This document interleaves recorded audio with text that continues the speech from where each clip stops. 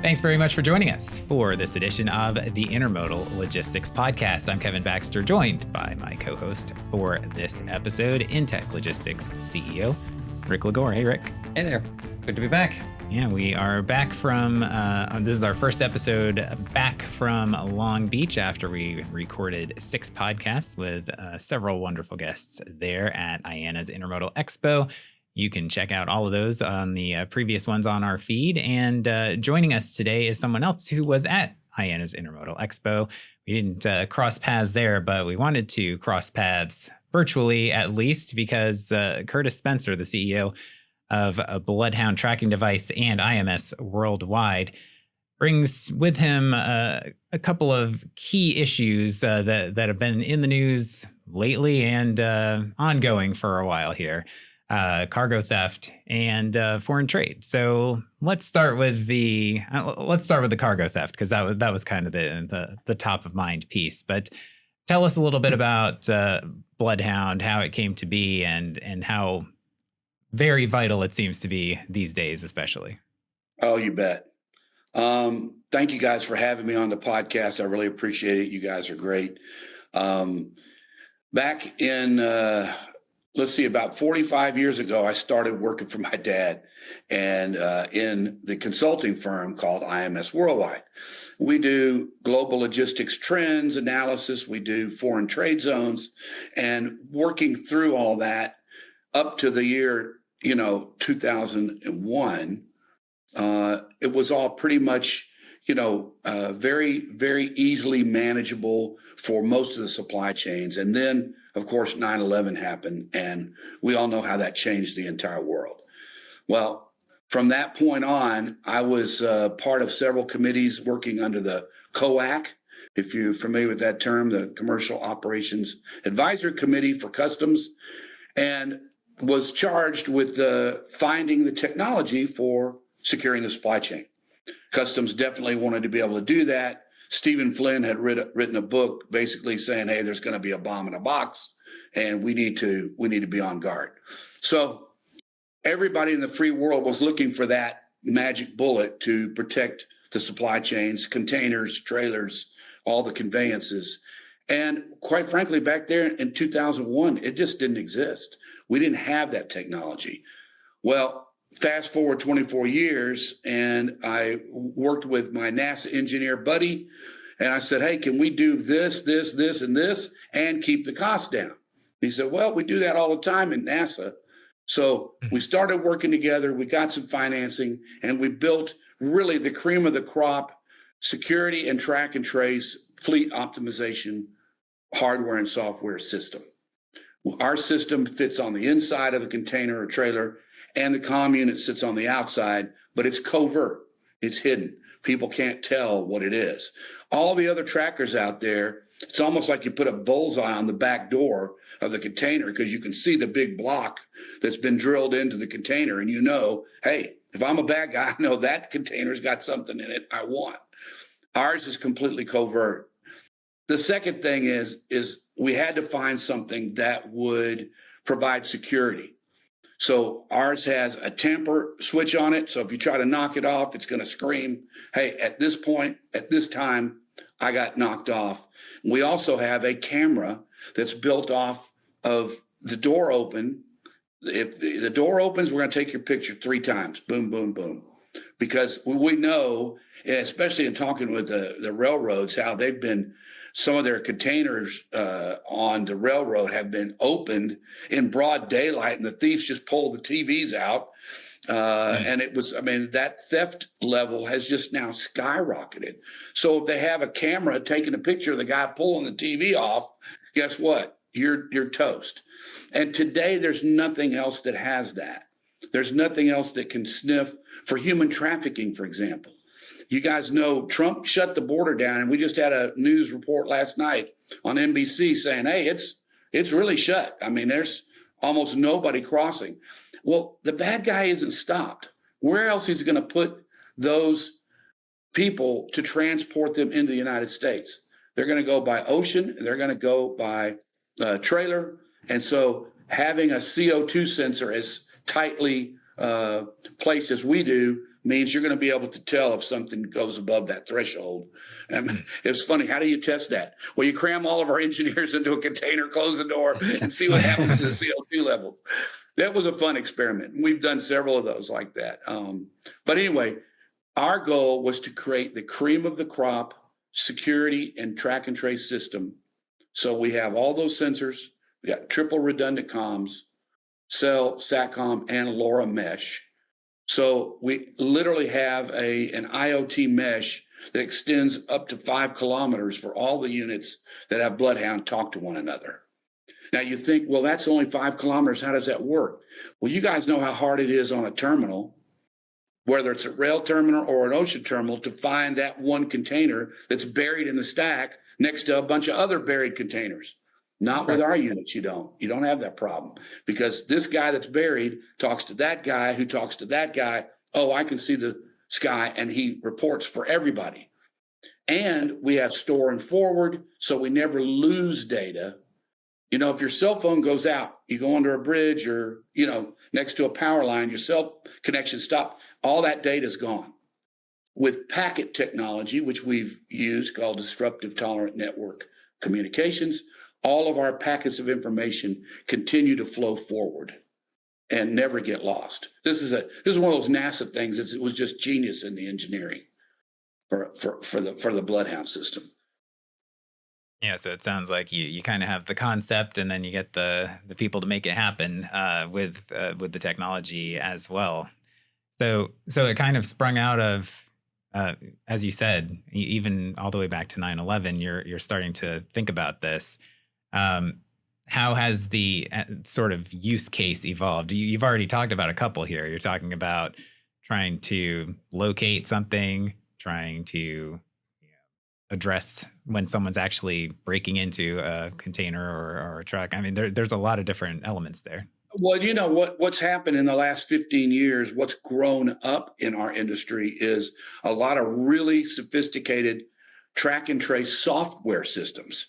They're pulling data from in gates and out gates and rail terminal in and rail terminal out, and, you know, pull off the ELD. And those are phenomenal software platforms that are taking disparate data from all over. The problem is, and both FreightWaves and JOC have had articles about this and surveys, where do the providers think that their level of accuracy is? 82%. Where do the shippers and BCOs think that the level of accuracy is? 27%. That's a big disconnect, right? Yeah, that's a big disconnect. So the point is, you got to have accurate intel, accurate knowledge of where your product is. Think about this whole thing. FMC has just been handed a ruling by the court saying, hey, you got to rethink your whole detention demurrage billing issue. That came down this week, right? Brand new. This is, oh, you mean that's back on the table of who the hell gets the bill? Not with a BTD unit, not with a Bloodhound Tracking Device. You know exactly the dwell time. You know exactly where it is. You know the day that it went not silent, but dwelled. You all that detention demurrage is eliminated. The arguments is eliminated. Yeah, and we even have a dwell meter on our user interface so that you can tell, hey, I want to know this container, how long has it been dwelling? Well, I can find it's been there 3.5 days. Holy crap. 2 days ago, their detention started, you know, and you've got to know that accuracy. The second thing is the security. Having your picture taken that's pretty damn good proof that, you know, if you're the guy that opened. Now, if you're the guy that's supposed to open it, that's great. Yeah. If you're not the guy that's supposed to open it, or the location that it's supposed to be open isn't there. And I want you to think about the whole Mexican-U.S. border trade. The expansion of that kind of theft is, I think it's 52% higher than last year, when it was higher than the year before. So cross-border determination of when and where the theft happens is absolutely critical. You add in the picture, and now I've got proof. So we took the idea that's out there with the absolute minimum standard now is cell GPS tracking. And there's a whole bunch of people in this market that do that. And it's I think it's more accurate, or it's additive to the TMS systems that are available, the transportation management system. It's additive to that. But when you have really accurate, no loss of information data, then that 27% is going to get back up to where everybody thinks it should be, in the 80 to 90%. And that's what we're striving to do. So we were talking before we got started a little bit about the story that was in the news over the weekend too, with Guy Fieri's tequila brand and Sammy Hagar. We don't want to short shrift him either. But leave Sammy in there. Yeah. But so if they had Bloodhound, what would the outcome have been of that story? It's really interesting because I got that. In fact, I watched it on 60 Minutes, and then I got everybody and their pet dog was sending me that clip, and I said, yeah, this is exactly what would happen. You can't unspoof, the bill of lading spoofing. That's what really basically happened. Yeah. A nefarious cab driver, he's not nefarious, but whoever spoofed him showed up with the right paperwork to take that trailer somewhere else. If the Bloodhound unit was on the trailer, guess what? They're not going to know exactly which way that thing's going. Wait a minute, you're not going this way up to New Jersey. You're going that way to LA. Mm-hmm. They would have known exactly at the moment that started to happen. Number two, we have geofencing that could have said, hey, the minute you left Laredo and you took I-10 West and not 35 North, everybody knows it. The third thing is, once you got to destination, and they did find one of those container or trailer loads. They didn't find the other one. Well, with a Bloodhound system, the door opens. Guess what? Snap, snap. You got your picture taken, and that goes to the trailer lessee owner or the shipping, the shipper, the actual BCO. In this case, they can in turn, right through our ops center, say, send this to law enforcement. Immediately, that goes to law enforcement. Where, when, and the pictures to boot. So we feel like we've created something that is a much higher level security deterrent, and it's covert in the way it's applied to the conveyance. You can't tell if there's a unit in there. And then the third thing is we provide proof of the door opening. And it's not connected to the tractor, right? It's on battery power within the. Yeah, that's a real important point there, Rick. It's completely self-powered, 3 to 5 year battery life. And what's more important, we've made it easy for companies to get involved. No CapEx. It's all on a monthly subscription basis that includes the CapEx and the OpEx. What is the OpEx? The service agreement. Full replacement battery or unit if it's lost or damp, whatever. Just like, you have a phone, it doesn't work, you send it in, the next day you get a new phone by FedEx. Same thing with the Bloodhound devices. If it covers the maintenance, it covers the warranty, it covers the operations 24/7 with multilingual people here in the United States running the ops center. So you get all that tracking capability. Couple of customers during our 2 years of trials said, hey, we don't want to have somebody watching the screen the whole time. Can you send us the information when there's a breach, when the humidity gets too high, when the temperature gets too high, when the CO2 gets too high, or the door opens, or the dwell gets too long? We have email send. So it's a normal ping rate, which, by the way, is not once a day like a lot of the competitors are. It's once every 15 minutes to 8 times a day. You, the customer, choose. Battery, not impacted. It's technically impacted, but we built it for the 15 minutes.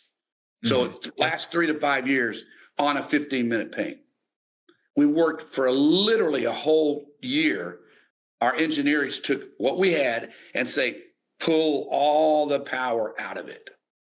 And that's what these NASA engineers are great at, right? How do you get that power down to the absolute minimum that you need? And so our technology does that. I mean, that's head and shoulders above anything else out in the market. and it allows us to ping more often. So the guy said, hey, can you push the information to us? Yes. We want to know when our ship gets close to port, so you geofence the port. So as long as it's inside the port, we know it. But once the container goes outside the port, we want a ding. Well, we can do that too. They wanted to know, can we remotely upgrade the firmware and software? Absolutely. We have OTA upgrades. All the software and firmware goes over the air, just like your cell phone. You know, you get your notification, hey, your cell phone's going to upgrade to, what is it, ISO 16.357, whatever it is, right? And so we've taken all those really cool technical capabilities and put them into this tracker and kept it covert. So I think what's interesting is, you know, when you think of the fraudulent double brokering, you don't think of the tracking piece as being, you know, obviously cargo theft, you know, the physical cargo theft, you think of, okay, yeah, somebody's opening a container, you have something in there. Right. But you don't really think of the double brokering as maybe having something like this as being able to address that too. But you just took us through how it works both ways, really, for these two kind of competing but big problems. You've hit on something really important. So we're trying to sell to fleets. Adapt and put your entire fleet loaded with Bloodhound Tracking Device. But if you're a guy Fieri and he only has 50 loads a year, we also have a closed loop BCO model where at factory, that unit gets put on by his people. And it doesn't come off until it gets to the distribution centers where we've got labor all across the United States that will pull that stuff off. Now, we have high value stuff like 2 trailers of $1 million worth of tequila.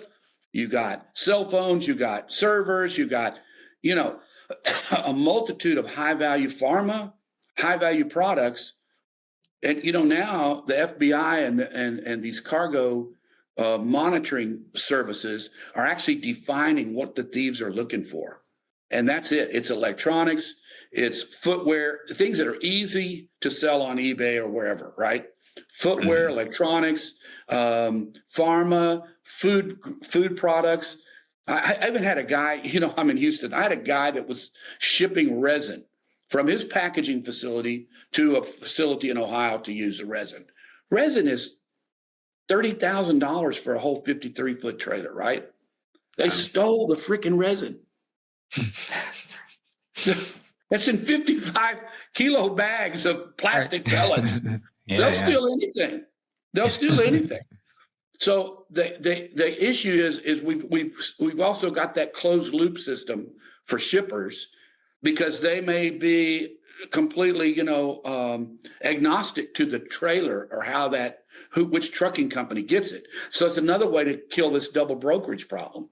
Mm-hmm. As long as I'm loading it at my factory, my manufacturer, or my distillery, I can put that sucker right up there. And then we'll take it off at your distribution center. Because a lot of times those distribution centers are run by 3PLs. You don't want the 3PL to have to add labor, then he's going to charge you extra. We provide that service as Bloodhound. So you've talked a few times about the covert nature, how it's not so obvious that it's there. So what are some of the ways that you disguise these devices? So the inside unit is right up behind the lip of the door. So you don't see it unless you're actually really looking for it. And then it's got 700 pounds of magnetic force on it. It takes a lot to knock the thing off.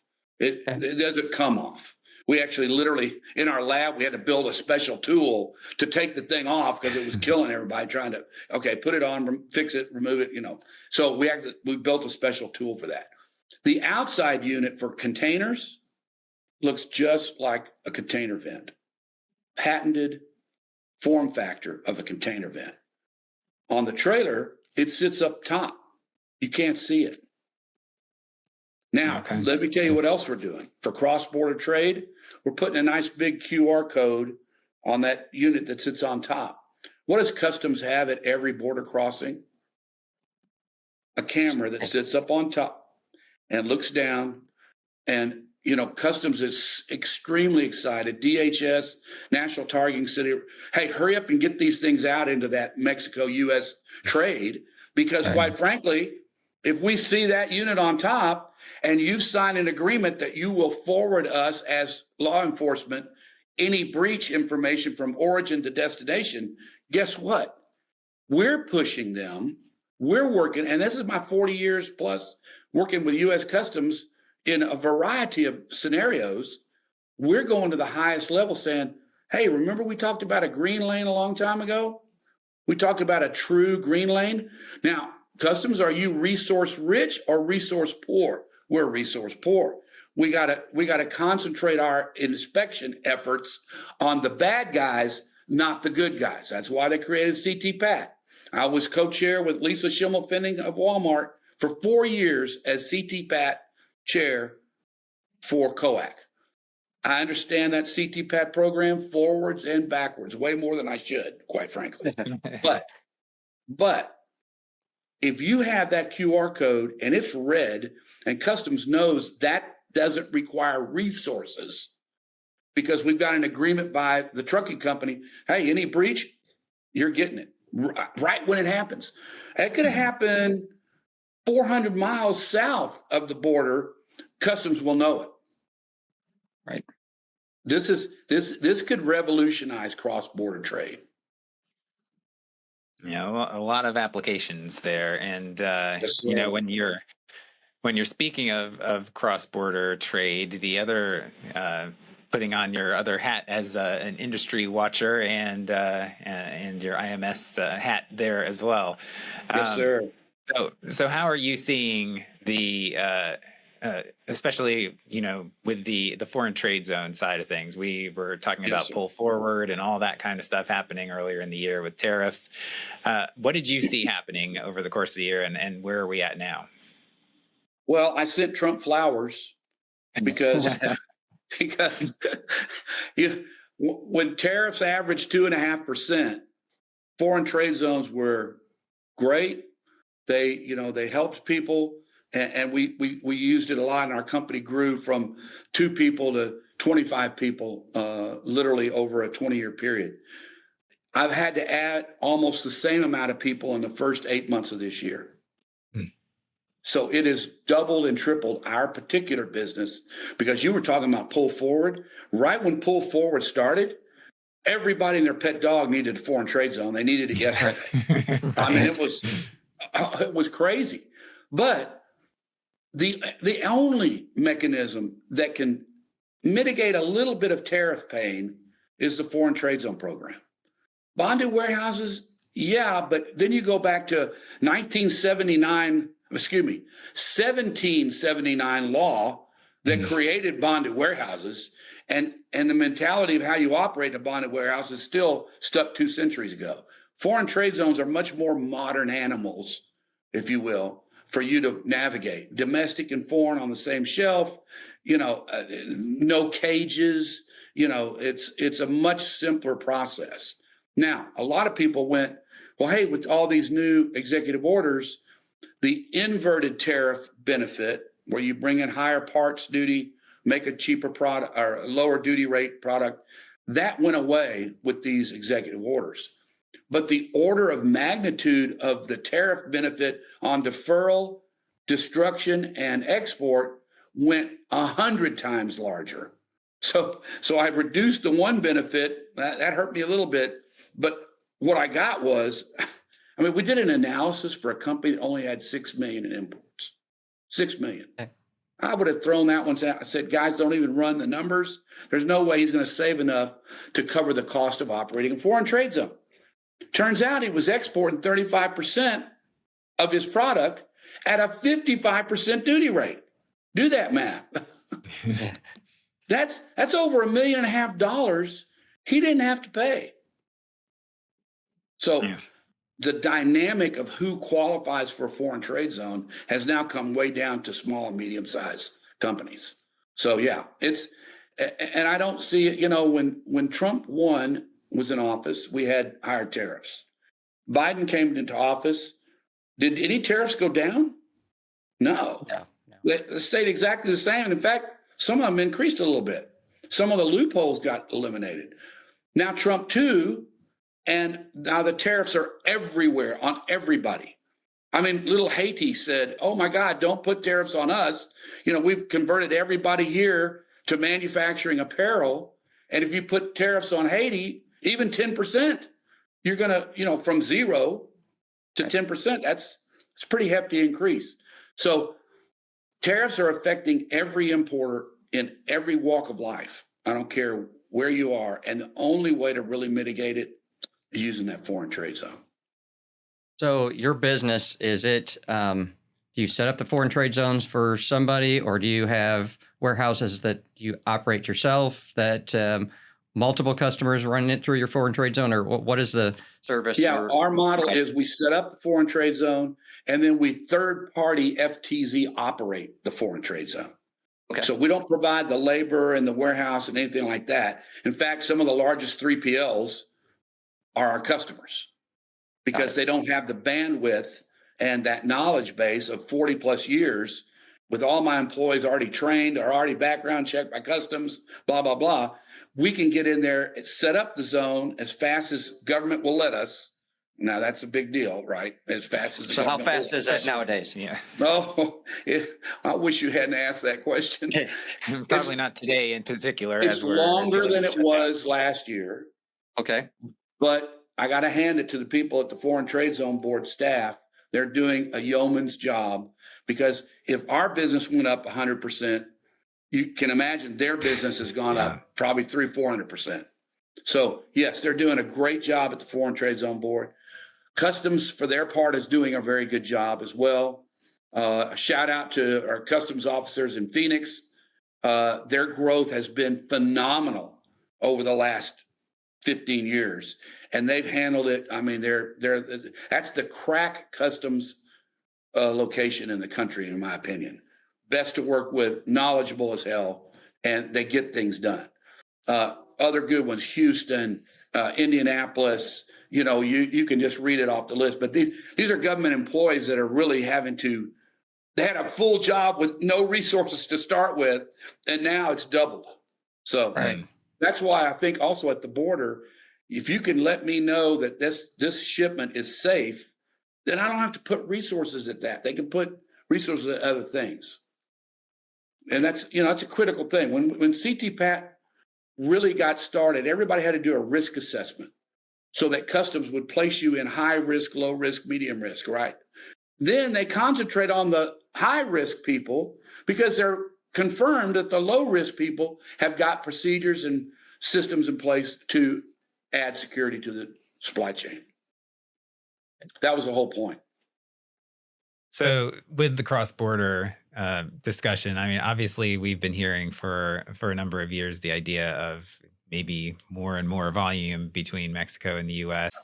Yes. Maybe it's taken a little bit of a hit lately, I guess. But what are you seeing there? And just a little bit? A wee bit. It's funny. No, you're right. I mean, the growth rate had averaged about 15 to 20% growth in the trucks northbound and southbound. I mean, we're now in the 30 to 40 to 50% year over year growth rate. Yes, we had a little hit when Trump first got in and started imposing super high tariffs. But you notice what happened. He exempted so many things that fit the USMCA model. So if you really look at, there's these terrible tariffs on things. How much of the 100% of imports does it affect? About 10%, maybe 15%. So a lot of the normal cross-border trade, which is a lot appliance, automotive, plumbing, machinery and equipment, that has not been affected as much at all. So, it makes good headlines, but you got to look down deep into the numbers to find out what it really is doing. Now, the biggest problem, and this is on Mexican side, on the U.S. side, on the global side, is the uncertainty. Yeah. The pull forward was a pretty certain thing to do. Very smart by all the retailers. National Retail Federation kind of outlined how that was going to work.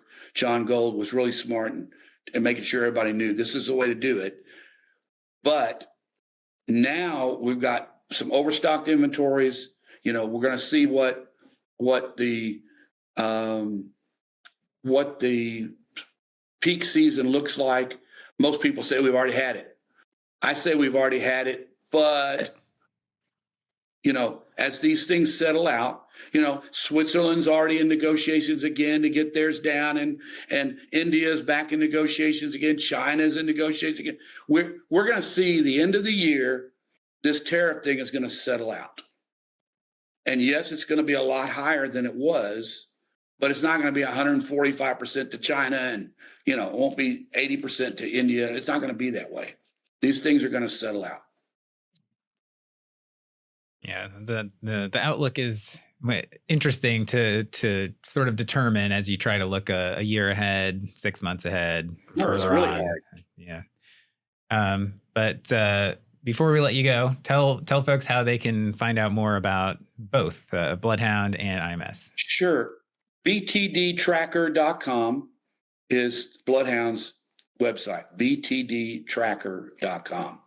IMSW.com for the consulting side, the side that has to do with foreign trade zones and stuff. You know, we're going to be at TPM. We were at IANA. We're already set up for next year at IANA. We're everywhere you guys go, it seems like. So yeah, we're in this for the long haul. We've had some really, really good discussions with leaders in this industry. And we're in trials with the top rail, road, and ocean carriers right now. So things are starting to really move.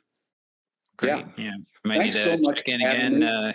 Yeah, thank you. We might need to check in again with you down the road here and see Please. after all the cargo theft is over, see what happens. That's never going to happen. But we're going to catch some of those bad guys. I certainly hope so. Thanks, guys. Thank you again. Appreciate it. Yeah. All right. All right. Thank you.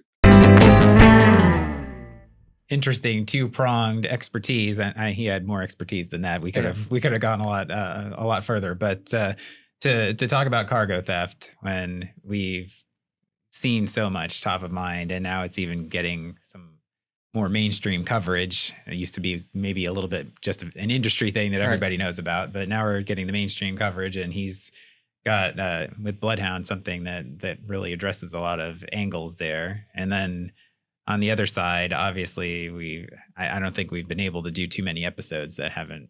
I don't know. We didn't say tariff this time, but I think he said tariff a couple times. Yeah, but just a few. But yeah, both of those things. So Curtis really able to cover a lot of bases there. Well, there's been plenty about the tariffs, and so we'll back off of that a bit. So, but I mean, on the Bloodhound stuff, I mean, it's super interesting. The direction that they've gone, brought in NASA technology.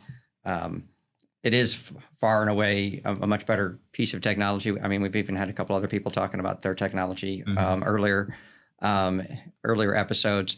Good stuff. I mean, to be able to get a picture and when the doors open, know when it's immediately off track, because I mean, this stuff is turned really quickly. And I mean, a lot of tracking has been with the driver's cell phone or it's on the tractor. Yeah. To have it covert on the trailer or the container makes a huge deal, because I mean, a lot of this stuff is stolen and it's brought to a port city as quickly as possible, transloaded within minutes onto another container that is then overseas. So the quicker that you can find that your product is out of sync of where it was supposed to be going, and then snap a couple pictures when it happens, because these transload areas that these guys are using is pretty sophisticated. This is not just run-of-the-mill kind of theft anymore, and it takes a higher level of technology to get these guys. So I'm super happy for him, and hopefully that he can make some serious inroads with the railroads and some of the fleets out there. But also, I was really interested in the BCO aspect, because that was yeah. I mean, because as a non-asset provider, how do we provide the services to, it could be any one of number of containers, but it's that same customer that we're always dealing with, and it's the same origin and the same delivery location. So if Bloodhound can bring in their people to go ahead and load and unload their technology out of the container, that's great. Yeah, I mean, using the Guy Fieri story as an example, it was just interesting because basically it was a fraudulent double brokerage situation where they were actually continuing to provide updates, Right. false updates about where it was, saying that we'll deliver it this day. It's 2 hours away. They basically said the truck was having some mechanical issues and over a few days. But as he said, you can't fake that if you get the direct information from the trailer itself, which they didn't have. So, so yeah, it's interesting to think of it as, you think of the physical cargo theft piece of just like stealing something out of a container, but it does address, as I mentioned earlier, some ways to maybe catch up to the broker fraud situation too. Oh, absolutely. So again, thank you very much to Curtis for joining us on this edition of the Intermodal Logistics Podcast. And thank you for watching and listening as well. You can drop us a comment on any platform that you like. Please do rate and review us as well. Subscribe, follow, and we would enjoy that quite a bit. And we hope that you're able to get every episode as soon as it comes out. As well, you can also email us at podcast@intechlogistics.com with any other questions and visit www.intechlogistics.com